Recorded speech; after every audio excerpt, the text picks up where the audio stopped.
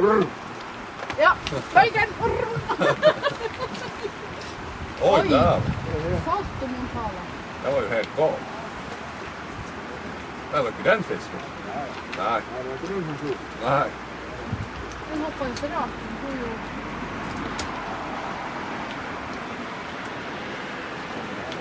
Ja, det er den som...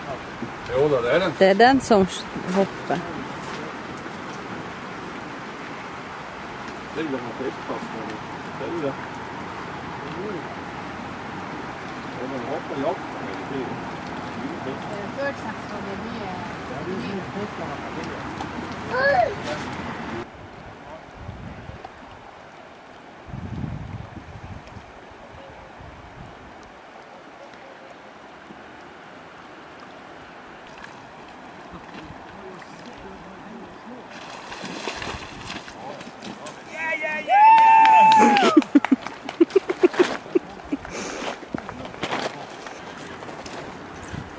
Det var ikke verst.